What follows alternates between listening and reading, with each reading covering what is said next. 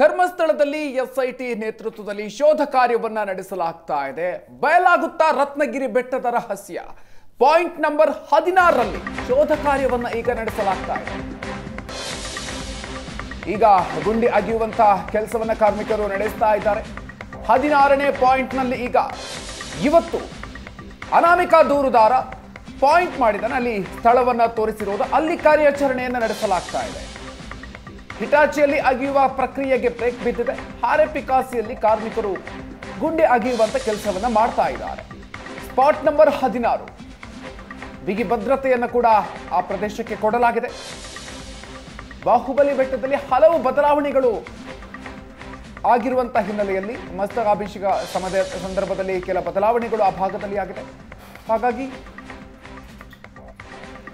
ಆ ಬದಲಾವಣೆಗಳ ಹೊರತಾಗಿಯೂ ಆ ಪಾಯಿಂಟ್ ಅನ್ನ ಆ ದೂರುದಾರ ತೋರಿಸಿರೋದು. ಹಾಗಾಗಿ ಈಗ ಅಲ್ಲಿ ಪರದೆಗಳನ್ನು ಕಟ್ಟಿ ಕಾರ್ಯಾಚರಣೆಯನ್ನು ನಡೆಸಲಾಗ್ತಾ ಇದೆ. ರತ್ನಗಿರಿ ಬೆಟ್ಟದಲ್ಲಿ ಎಸ್ಐಟಿಗೆ ಹಾಗಾದ್ರೆ ಕಳೆಬರ ಸಿಗುತ್ತಾ? 16ನೇ ಪಾಯಿಂಟ್ ಇವತ್ತು ಕಾರ್ಯಾಚರಣೆಯನ್ನು ನಡೆಸಲಾಗ್ತಾ ಇದೆ. ನಿನ್ನೆ 15ನೇ ಪಾಯಿಂಟ್ನಲ್ಲಿ ಕಾರ್ಯಾಚರಣೆಯನ್ನು ನಡೆಸಲಾಗಿತ್ತು. ಸೊ ಅದಾದ ನಂತರ ಇವತ್ತೇನು ಮಾಡ್ತಾರೆ? ಇವತ್ತು 13ನೇ ಪಾಯಿಂಟ್ನಲ್ಲಿ ಕಾರ್ಯಾಚರಣೆಯನ್ನು ನಡೆಸ್ತಾರೋ ಅನ್ನುವಂಥ ಕುತೂಹಲ ಇತ್ತು. ಇನ್ನೂ ಕೂಡ 13ನೇ ಪಾಯಿಂಟ್ಗೆ ಸಂಬಂಧಪಟ್ಟಂತೆ ಕಾರ್ಯಾಚರಣೆಯನ್ನು ನಡೆಸಿಲ್ಲ. ಆತ ಪಾಯಿಂಟ್ ಮಾಡಿರುವಂಥ ಉಳಿದೆಲ್ಲ ಭಾಗದಲ್ಲೂ ಕೂಡ, ಉಳಿದೆಲ್ಲ ಸ್ಪಾಟ್ಗಳಲ್ಲೂ ಕೂಡ ಕಾರ್ಯಾಚರಣೆಯನ್ನು ನಡೆಸಲಾಗಿದೆ. 6ನೇ ಸ್ಪಾಟ್ ಅನ್ನು ಹೊರತುಪಡಿಸಿ ಉಳಿದ ಯಾವುದರಲ್ಲೂ ಕೂಡ ಕಳೆಬರಕ್ಕೆ ಸಂಬಂಧಪಟ್ಟಂತಹ ಅವಶೇಷಗಳು ಸಿಕ್ಕಿಲ್ಲ. ಇವತ್ತು 16ನೇ ಪಾಯಿಂಟ್ ಅನ್ನು ತೋರಿಸಿದ್ದಾರೆ. ಅಲ್ಲಿ ಈಗ ಕಾರ್ಯಾಚರಣೆಯನ್ನು ನಡೆಸಲಾಗ್ತಾ ಇದೆ. ಮಿನಿ ಅರ್ತ್ ಮೋಡ್ಸ್ ಅನ್ನು ಬಳಸಿಕೊಂಡು ಅಲ್ಲಿ ಕಾರ್ಯಾಚರಣೆಯನ್ನ ಆರಂಭದಲ್ಲಿ ನಡೆಸಲಾಯಿತು. ಅದಾದ ನಂತರ ಈಗ ಮ್ಯಾನ್ಯುವಲ್ ಆಗಿ ನಡೆಸ್ತಾ ಇದ್ದಾರೆ. ಪಾಯಿಂಟ್ ನಂಬರ್ 16 ಕಾರ್ಮಿಕರನ್ನ ಬಳಸಿಕೊಂಡು ಈಗ ಅಲ್ಲಿ ಕಾರ್ಯಾಚರಣೆಯನ್ನು ನಡೆಸಲಾಗ್ತಾ ಇದೆ. ಮಸ್ತಕಾಭಿಷೇಕ ಸಂದರ್ಭದಲ್ಲಿ ಆ ಪ್ರದೇಶದಲ್ಲಿ ಸಾಕಷ್ಟು ಬದಲಾವಣೆಯಾಗಿದೆ. ಅದರ ಹೊರತಾಗಿಯೂ ಆ ಭಾಗದಲ್ಲಿ ನಾನು ಹೂತಿದ್ದೆ ಅನ್ನುವಂಥ ವಿಚಾರವನ್ನ ಅನಾಮಿಕಾ ದೂರುದಾರ ಹೇಳಿದ್ದಾರೆ. ಸೊ ಅಲ್ಲಿ ಈಗ ಕಾರ್ಯಾಚರಣೆಯನ್ನು ನಡೆಸಲಾಗ್ತಾ ಇದೆ. ಇನ್ನು ಕಾರ್ಯಾಚರಣೆಯನ್ನು ನಡೆಸುವಂತಹ ಸಂದರ್ಭದಲ್ಲಿ ಅಲ್ಲಿ ಸಂಪೂರ್ಣವಾಗಿ ಪರದೆಯನ್ನ ಕಟ್ಟಲಾಗಿದೆ.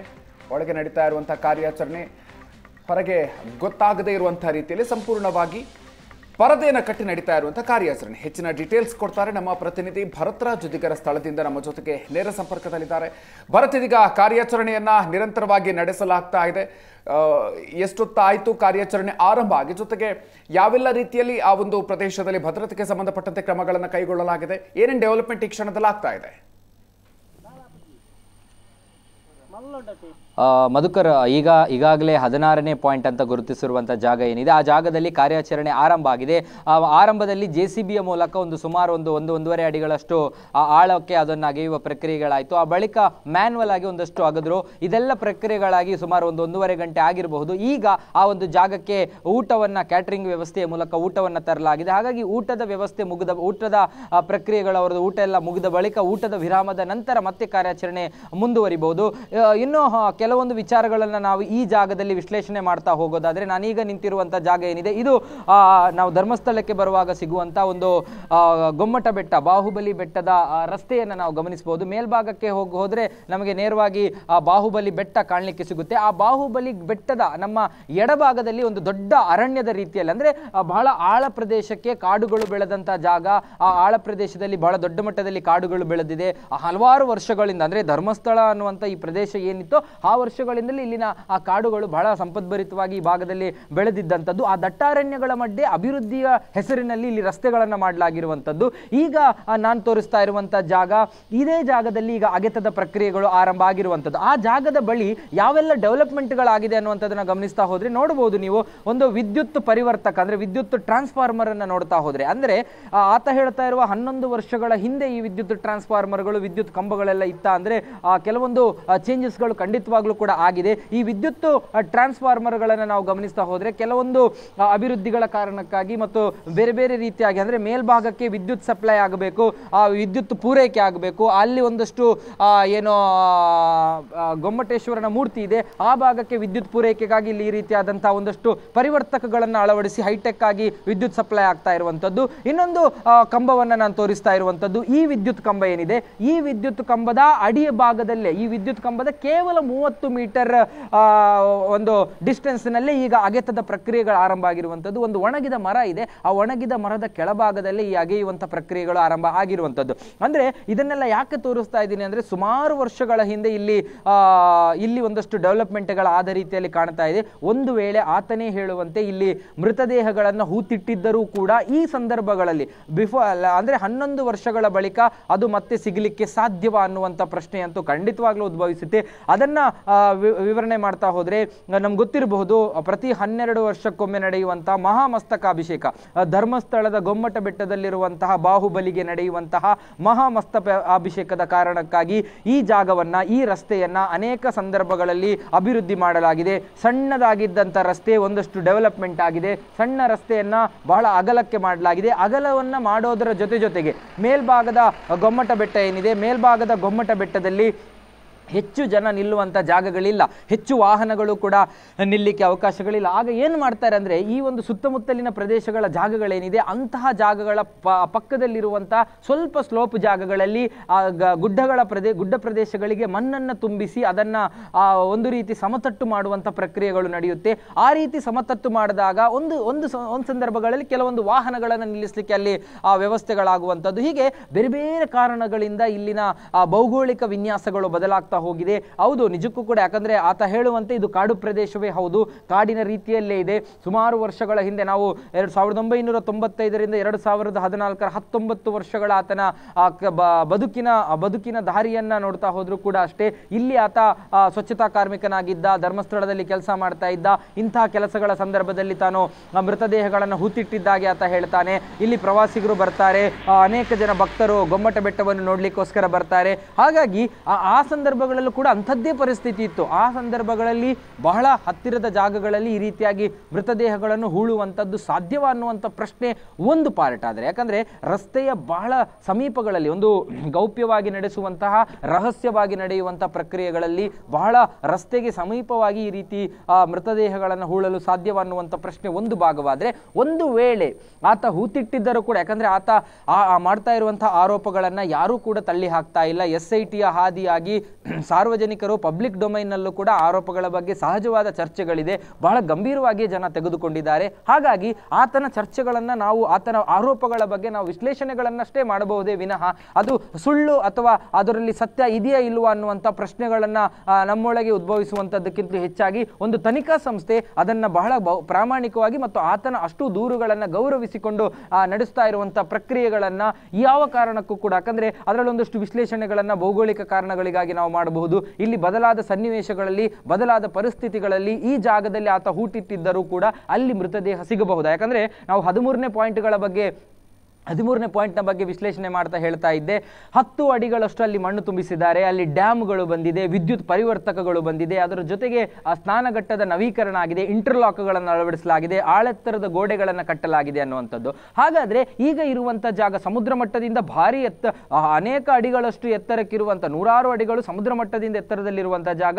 ಹಾಗಾಗಿ ಸುಮಾರು ವರ್ಷಗಳ ಹಿಂದೆ ಆತ ಮೃತದೇಹವನ್ನು ಹೂತಿಟ್ಟರು ಕೂಡ ಈ ಜಾಗಕ್ಕೆ ಆಗಲೂ ಕೂಡ ಎಂಟ್ರಿ ಇತ್ತು. ಯಾಕಂದ್ರೆ ಆ ಗೊಮ್ಮಟ ಬೆಟ್ಟ ಇರುವಂಥ ಕಾರಣದಿಂದಾಗಿ, ಬಾಹುಬಲಿಯ ಪ್ರತಿಮೆ ಇರುವಂತಹ ಕಾರಣದಿಂದಾಗಿ, ಮೂರ್ತಿ ಇರುವಂತಹ ಕಾರಣದಿಂದಾಗಿ ಈ ಜಾಗಕ್ಕೆ ಜನಸಂಚಾರಗಳಿತ್ತು, ಪ್ರವಾಸಿಗರು ಬರ್ತಾ ಇದ್ರು, ಭಕ್ತರು ಬರ್ತಾ ಇದ್ರು. ಅಲ್ಲಿ ನಡೆಯುವಂತಹ ಮಸ್ತಕಾಭಿಷೇಕದ ಸಂದರ್ಭದಲ್ಲಿ ಇಲ್ಲಿನ ವಿಜೃಂಭಣೆಯ ಇದೇನಿದೆ ಅದು ಬಹಳ ಉತ್ತುಂಗದಲ್ಲಿದ್ದಂತಹ ಸಂದರ್ಭಗಳು ಕೂಡ ಇತ್ತು. ಅಂತಹ ಸಂದರ್ಭಗಳಲ್ಲೂ ಕೂಡ ಇಲ್ಲಿಗೆ ಜನ ಹೆಚ್ಚಿನ ಸಂಖ್ಯೆಯಲ್ಲಿ ಬರ್ತಾ ಇದೆ. ಅದರಲ್ಲಿ ಯಾವುದೇ ರೀತಿಯಾದಂತಹ ಬದಲಾವಣೆಗಳಾಗಲಿಲ್ಲ. ಆದ್ರೆ ಈಗ ನಾವು ಭೌಗೋಳಿಕ ಬದಲಾವಣೆಗಳ ಬಗ್ಗೆ ಮಾತನಾಡ್ತಾ ಹೋದ್ರೆ ಇಲ್ಲಿ ಡೆವಲಪ್ಮೆಂಟ್ಗಳು ಖಂಡಿತವಾಗ್ಲೂ ಆಗಿದೆ. ಹಾಗಾಗಿ ಈಗ ಇರುವಂತಹ ಜಾಗವನ್ನ ಸ್ಥಳೀಯ ಧರ್ಮಸ್ಥಳದ ಗ್ರಾಮಸ್ಥರಲ್ಲಿ ಅಥವಾ ಈ ಭಾಗದ ಜನರಲ್ಲಿ ಕೇಳಿದರೆ ಅವರಲ್ಲಿ ಬೇರೆಯದ್ದೇ ಆದ ಉತ್ತರಗಳಿರಬಹುದು. 13ರಲ್ಲೂ ಕೂಡ ಇಂಥದ್ದೇ ಪ್ರಶ್ನೆಗಳು ಎದ್ದಿತ್ತು.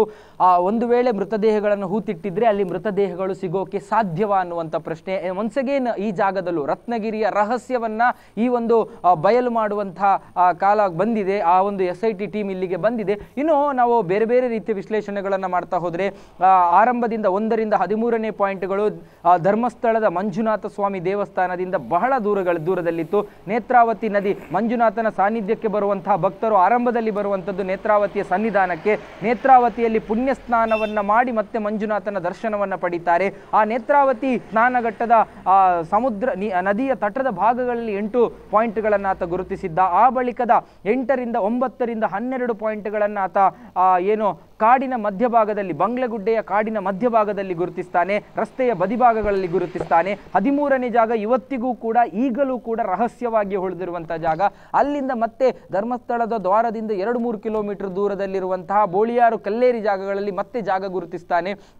ಹೀಗೆ ನಾವು ಒಂದೊಂದು ವಿಚಾರಗಳನ್ನು ವಿಶ್ಲೇಷಣೆ ಮಾಡ್ತಾ ಹೋದ್ರು ಎಲ್ಲವೂ ಕೂಡ ರಹಸ್ಯಗಳು. ನೇತ್ರಾವತಿ ತಟದ ರಹಸ್ಯ ಒಂದು ಭಾಗವಾದರೆ ಬಂಗ್ಲೆಗುಡ್ಡೆ ರಹಸ್ಯ ಇನ್ನೊಂದು ಭಾಗ, ಅದರ ಜೊತೆ ಕಲ್ಲೇರಿ ರಹಸ್ಯ ಒಂದು ಭಾಗ, ಈಗ ರತ್ನಗಿರಿಯ ರಹಸ್ಯದ ಹಾದಿಗೆ ಬಂದು ಅದು ನಿಂತಿರುವಂಥದ್ದು. ಹಾಗಾಗಿ ಎಲ್ಲ ರಹಸ್ಯಗಳಲ್ಲೂ ನಾವು ಉದ್ದಕ್ಕೆ ಸುಮಾರು ಒಂದು 20 ಜಾಗಕ್ಕೂ ಅಧಿಕ ಕಡೆಗಳಲ್ಲಿ ಉತ್ಖನನ ಪ್ರಕ್ರಿಯೆಗಳು ನಡೆದಿದೆ. ಆ ಎಲ್ಲ ಜಾಗಗಳನ್ನು ವಿಶ್ಲೇಷಣೆ ಮಾಡ್ತಾ ಹೋದರೆ 6ನೇ ಪಾಯಿಂಟನ್ನು ಹೊರತುಪಡಿಸಿದರೆ ಅವರಿಗೆ ಅಲ್ಲೂ ಕೂಡ ಈ ರೀತಿಯಾದ ಉತ್ಖನನದ ಸಂದರ್ಭದಲ್ಲಿ ಬಹಳ ಗಂಭೀರ ಅನಿಸುವಂತಹ ಅಸ್ಥಿಪಂಜರದ ಅವಶೇಷಗಳು ಸಿಕ್ಕ ಬಗ್ಗೆ ಮಾಹಿತಿಗಳಿಲ್ಲ. ಅಂದ್ರೆ ಎಷ್ಟೇ ದೂರಕ್ಕೆ ಈ ರೀತಿಯಾಗಿ ಆದರೂ ಕೂಡ, ಎಷ್ಟೇ ಉತ್ಖನನ ಪ್ರಕ್ರಿಯೆಗಳನ್ನು ನಡೆಸಿದ್ರು ಕೂಡ ಎಲ್ಲೂ ಕೂಡ ಈ ರೀತಿಯಾಗಿ ಸಿಕ್ಕಿಲ್ಲ. ಹಾಗಾಗಿ ಕೇವಲ 1ರಲ್ಲಿ ವಿಫಲತೆ ಆಯಿತು, 2ರಲ್ಲಿ ವಿಫಲತೆ ಆಯಿತು ಅನ್ನೋದಕ್ಕೂ ನಿರಂತರ 15 ಜಾಗಗಳಲ್ಲಿ ಈ ರೀತಿಯ ವಿಫಲತೆಗಳನ್ನು ಕಂಡಿದೆ. ಆದರೆ ಆತನ ದೂರುಗಳ ಬಗ್ಗೆ ನಂಬಿಕೆಗಳು 15.5 ಗಂಟೆಗಳ ಸುದೀರ್ಘ ವಿಚಾರಣೆ. ಆ 15.5 ಗಂಟೆಗಳ ವಿಚಾರಣೆ ಅಂದಾಗ ಸಹಜವಾಗಿ ಒಬ್ಬ ತನಿಖಾಧಿಕಾರಿಗೆ ಅದರ ಬಗ್ಗೆ ಬಹಳ ಸಂತೃಪ್ತಿ ಅಂತೂ ಇರಲೇಬೇಕು. ಯಾಕಂದರೆ ಆ ವಿಚಾರಣೆಗಳಲ್ಲಿ ಹಾಕಲಾದಂತಹ ಪ್ರಶ್ನೆಗಳು, ಅದಕ್ಕೆ ಬಂದ ಪ್ರತ್ಯುತ್ತರಗಳು, ಆತ ಕೊಟ್ಟಂತಹ ಪ್ರತ್ಯುತ್ತರಗಳು, ಉತ್ತರಗಳು ಅವೆಲ್ಲವನ್ನು ದಾಖಲೀಕರಿಸಿದ ನಂತರವೇ ಈ ಒಂದು ಪ್ರಕ್ರಿಯೆಗಳಿಗೆ ಚಾಲನೆಯನ್ನು ಕೊಟ್ಟಿರುವಂಥದ್ದು. ಪ್ರಕ್ರಿಯೆಗಳ ಸಂದರ್ಭದಲ್ಲೂ ಕೂಡ ಹಾಗೆ SITಯ ನಿಲುವುಗಳನ್ನು ನಾವು ನೋಡ್ತಾ ಬಂದ್ವಿ ಆರಂಭದಿಂದಲೂ ಕೂಡ. ಈಗಲೂ ಕೂಡ ಅಷ್ಟೇ ಆತನ ದೂರಿನಲ್ಲಿ ಬಾಹುಬಲಿ ಬೆಟ್ಟದ ಬಗ್ಗೆ ಉದಾಹರಣೆಗಳಿಲ್ಲ, ಬಾಹುಬಲಿ ಬೆಟ್ಟದ ವಿಚಾರಗಳನ್ನು ಆತ ಉಲ್ಲೇಖಿಸಿಲ್ಲ. ಆದರೆ 15.5 ಗಂಟೆಗಳ ವಿಚಾರಣೆಯಲ್ಲಿ ಆತ ಬಾಹುಬಲಿ ಬೆಟ್ಟವನ್ನು ಉಲ್ಲೇಖಿಸಿದ್ದ, ಇಲ್ಲಿನ ರತ್ನಗಿರಿ ರಹಸ್ಯಗಳ ಬಗ್ಗೆ ಆತ ಹೇಳಿದ್ದ. ಹಾಗಾಗಿ ಸಹಜವಾಗಿ ಆತನ ಮಾತಿಗೊಂದು ಮನ್ನಣೆ, ಆತನ ದೂರಿಗೊಂದು ಗೌರವ. ಹಾಗಾಗಿ ಅದರ ಗಂಭೀರತೆಗಳನ್ನು ಅರಿತು ಕೆಲವೊಮ್ಮೆ ಈ ಭಾಗಕ್ಕೆ ನಾವು ಈ ಒಂದು ಜಾಗದಲ್ಲಿ ಅವರು ವಿಶ್ಲೇಷಣೆಯನ್ನು ಮಾಡ್ತಾ ಇದ್ದಾರೆ. ಇನ್ನು ಭಕ್ತರ ವಿಚಾರಕ್ಕೂ ಕೂಡ ನಾವು ಬಂದರೆ ಸುಮಾರು ದಿನ ಆಯಿತು, 11 ದಿನಗಳ ಕಾಲ ಸುದೀರ್ಘ ಉತ್ಖನನ ಪ್ರಕ್ರಿಯೆ. ಆ ಪ್ರಕ್ರಿಯೆಗಳು ನಿರಂತರವಾಗಿ ನಡೀತಾ ಇದೆ, ಜನ ಬರ್ತಾ ಇದ್ದಾರೆ. ಧರ್ಮಸ್ಥಳದ ಮಂಜುನಾಥ ವೀಕೆಂಡ್ ಕೂಡ ಹೌದು, ಶನಿವಾರ ಭಾನುವಾರ ಧರ್ಮಸ್ಥಳಕ್ಕೆ ಬರುವ ಭಕ್ತರ ಸಂಖ್ಯೆಯಲ್ಲಿ ಏನು ಕಡಿಮೆ ಆಗೋದಿಲ್ಲ. ಶನಿವಾರವಂತೂ ಜನರ ಸಂಖ್ಯೆ ಬಹಳ ದೊಡ್ಡ ಮಟ್ಟದಲ್ಲಿ ಇರುತ್ತೆ. ಈಗಲೂ ಕೂಡ ಈ ದಾರಿ, ಯಾಕಂದರೆ ಮಂಜುನಾಥ ಸ್ವಾಮಿಯ ದೇವಸ್ಥಾನಕ್ಕೆ ಬರುವಂತಹ ಭಕ್ತರಲ್ಲಿ 50ರಿಂದ 70% ಜನ ಮತ್ತೆ ಗೊಮ್ಮಟ ಬೆಟ್ಟಕ್ಕೆ ಹೋಗಿ ಬರ್ತಾರೆ. ಗೊಮ್ಮಟ ಬೆಟ್ಟದಲ್ಲಿ ಆ ದೇವರ ಆ ಬಾಹುಬಲಿಯ ದರ್ಶನ ಪಡೆದ ನಂತರವೇ ಅನೇಕರು ಅವರ ಆ ಒಂದು ಪುಣ್ಯ ಸ್ಥಳಗಳ ಸಂದರ್ಶನವನ್ನು ಅಂತಿಮ ಮಾಡುವಂಥದ್ದು. ಹಾಗಾಗಿ ಈಗಲೂ ಕೂಡ ಅನೇಕ ವಾಹನಗಳು ಹೋಗ್ತಾ ಇದೆ, ಪೊಲೀಸರ ವಾಹನ ನಿಂತಿದೆ, ಉತ್ಖನನ ಪ್ರಕ್ರಿಯೆ ನಡೀತಾ ಇದೆ. ಆದರೆ ಕುತೂಹಲದಿಂದ ಒಂದಷ್ಟು ನೋಡುವಂಥದ್ದು ಈಗ ಕಡಿಮೆ ಆದ ರೀತಿಯಲ್ಲಿ ಕಾಣ್ತಾ ಇದೆ. ಯಾಕಂದರೆ ಕೆಲವೊಂದು ಸಂದರ್ಭಗಳಲ್ಲಿ ಚರ್ಚೆಗಳು ಅನೇಕ, ಎಷ್ಟೇ ಮಾಧ್ಯಮಗಳು ವರದಿಗಳನ್ನು ಮಾಡ್ತಾ ಇರ್ಬೋದು, ಅದರ ಬಗ್ಗೆ ರಾಜ್ಯಾದ್ಯಂತ ದೇಶಾದ್ಯಂತ ಚರ್ಚೆಗಳಾಗ್ತಾ ಇರಬಹುದು. ಅದೆಲ್ಲವನ್ನ ಮೈದುಂಬಿಸಿಕೊಂಡ ಅದರೆಲ್ಲದರನ್ನ ಅವಲೋಕಿಸಿದ ನಂತರವೂ ಜನ ಇಲ್ಲಿಗೆ ಬರ್ತಾ ಇದ್ದಾರೆ, ಅವರ ದರ್ಶನಗಳನ್ನು ಪಡೆಯುವಂಥ ಪ್ರಕ್ರಿಯೆಗಳು ತೊಡಗಿದ್ದಾರೆ. ಇದೇ ಕಾರಣಕ್ಕೆ ಹೇಳುವಂಥದ್ದು, ಅನೇಕರು ಹೇಳ್ತಾ ಇದ್ರು, ವಿವಾದಗಳು, ವಾದಗಳು, ಪ್ರತಿವಾದಗಳು ಏನೇ ಇದ್ರು ಕೂಡ ಮಂಜುನಾಥ ಅನ್ನುವಂಥ ಮಂಜುನಾಥ ಸ್ವಾಮಿಯ ದರ್ಶನ, ಧರ್ಮಸ್ಥಳ ಅನ್ನುವಂಥ ದೇವಸ್ಥಾನ, ಇದರ ಬಗೆಗಿನ ನಂಬಿಕೆಗಳ ಬಗ್ಗೆ ಬೇರೆ ಅಪಸ್ವರಗಳು ಇಲ್ಲ ಅನ್ನುವಂಥದ್ದು ಇದು ಈಗಲೂ ಕೂಡ ವಾಸ್ತವ. ಇವತ್ತಿಗೂ ಕೂಡ ಇಲ್ಲಿಗೆ ಬರುವಂಥ ಜನರ ಸಂಖ್ಯೆಯಲ್ಲಿ ಕಡಿಮೆಯಾದ ರೀತಿಯಲ್ಲಿ ಕಾಣ್ತಾ ಇಲ್ಲ. ಇಂದು ಆರಂಭದಲ್ಲೂ ಕೂಡ ನಾನು ಹೇಳಿದ್ದೆ, ಇಲ್ಲಿ ಕಾಳಜಿಯ ಜೊತೆಗೆ ಕುತೂಹಲ ಇದೆ ಅನ್ನುವಂಥದ್ದು. ಕಾಳಜಿ ಸ್ಥಳೀಯ ಗ್ರಾಮಸ್ಥರಿಗೆ ಒಂದು ರೀತಿಯಾದಂತಹ ಕಾಳಜಿ, ಇಲ್ಲಿನ ವ್ಯಾಪಾರ ಚಟುವಟಿಕೆಗಳ ಬಗ್ಗೆ ಬೇಯ್ದೆಳೆದುಕೊಂಡಂಥ ಒಂದು ಕಾಳಜಿ, ಟೆಂಪಲ್ ಟೂರಿಸಂನ ಜೊತೆಗೆ ಈ ಒಂದು ಪ್ರದೇಶ ಯಾವ ರೀತಿಯಾಗಿ ಕನೆಕ್ಟ್ ಆಗಿದೆ ಅನ್ನುವಂಥದ್ರ ಸಂಬಂಧಗಳ ಜೊತೆಗಿರುವಂತಹ ಒಂದು ಕಾಳಜಿ. ಯಾಕಂದರೆ ನಾವು ದಕ್ಷಿಣ ಕನ್ನಡಕ್ಕೆ ಬಲಿಕೆ ಮಾಡಿದ್ರೆ ಧರ್ಮಸ್ಥಳ, ಸುಬ್ರಹ್ಮಣ್ಯ ಈ ರೀತಿಯ ದೇವಸ್ಥಾನಗಳು ಈ ಭಾಗದ ಟೆಂಪಲ್ ಟೂರಿಸಮನ್ನು ಕನೆಕ್ಟ್ ಆಗುತ್ತೆ. ಇದು ಇಲ್ಲಿನ ಆರ್ಥಿಕ ಚಟುವಟಿಕೆಗಳನ್ನು ಕೂಡ ಜಿಗಿತುಕೊಳ್ಳುವಂತೆ ಮಾಡುತ್ತೆ. ಇಲ್ಲಿಂದ ಉಜಿರೆಯವರೆಗೂ, ಉಜಿರೆಯಿಂದ ಬೆಳ್ತಂಗಡಿಯವರೆಗೂ ಬಹುತೇಕ ದಕ್ಷಿಣ ಕನ್ನಡದವರೆಗೂ ಕೂಡ ಕನೆಕ್ಟ್ ಆಗಿರುವಂಥ ಒಂದು ಸಂಬಂಧ. ಇದು ಅನೇಕರ ಕಾಳಜಿಯ ಪ್ರಶ್ನೆಯೂ ಕೂಡ ಹೌದು. ಅದರ ಜೊತೆಗೆ ಇಲ್ಲಿಗೆ ಬರುವ ಭಕ್ತರಿಗೆ ಒಂದಷ್ಟು ಕುತೂಹಲ, ಒಂದಷ್ಟು ಹೊರಗಿನವರಿಗೆ ಇದು ಕುತೂಹಲದ ಕಾರ್ಯವಾಗಿ ಉಳಿದರೆ SIT ಮಾತ್ರ ಪಬ್ಲಿಕ್ ಡೊಮೈನ್ನಲ್ಲಿ ಏನು ಚರ್ಚೆ ಆಗ್ತಾ ಇದೆ, ಸಾರ್ವಜನಿಕ ವಲಯದಲ್ಲಿ ಏನೆಲ್ಲ ಮಾತುಕತೆಗಳಾಗ್ತಾ ಇದೆ ಅನ್ನೋದರ ಮೇಲೆ ಅವರ ತನಿಖೆಗಳನ್ನಂತೂ ಖಂಡಿತ ನಡೆಸಲ್ಲ. ಅವರ ತನಿಖೆಗಳು ಬೇಸ್ ಲೆವೆಲ್ನಿಂದ ಬಹಳ ಆಳಕ್ಕೆ ಇಳಿದಿದೆ. ಈ ಕೇವಲ ಉತ್ಖನನ ಪ್ರಕ್ರಿಯೆ ಒಂದು ಪಾರ್ಟ್ ಆದರೆ ಅದರ ಆಚೆಗೆ ದಾಖಲೆಗಳ ಸಮೀಕರಣ, ದಾಖಲೆಗಳನ್ನು ಹುಡುಕುವಂಥದ್ದು, ದಾಖಲೆಗಳು ಏನು ಹೇಳುತ್ತಿವೆ ಅನ್ನುವಂಥದ್ದನ್ನು ನೋಡುವಂಥದ್ದು ಎಲ್ಲವೂ ಕೂಡ ಆಗ್ತಾ ಇದೆ. ಹಾಗಾಗಿ ಈಗ ಈ ಪ್ರಕ್ರಿಯೆ ಬಂದು ನೇರವಾಗಿ ಧರ್ಮಸ್ಥಳದ ಸನಿಹಕ್ಕೆ ಬಂದಿದೆ. ಧರ್ಮಸ್ಥಳದ ಅತ್ಯಂತ ಸನಿಹದ ಪ್ರದೇಶ ಈ ಬಾಹುಬಲಿ ಬೆಟ್ಟ. ಈ ಬೆಟ್ಟದಲ್ಲಿ ಈಗ ಆ ಕಾರ್ಯಾಚರಣೆ ಆಗ್ತಾ ಇರುವಂತದ್ದು. ಪೊಲೀಸರ ಬಿಗಿ ಭದ್ರತೆ ಕೂಡ ಇದೆ. ಇದು ಇನ್ನೂ ಕೂಡ 1-1.5 ಗಂಟೆಗಳ ಕಾಲ, 2 ಗಂಟೆಗಳ ಕಾಲ ಮುಂದುವರಿಯುವಂತದ್ದು ಕೂಡ ನಿಶ್ಚಿತ. Madhukar, okay, thank you Bharat ಡೀಟೇಲ್ಸ್ಗೆ.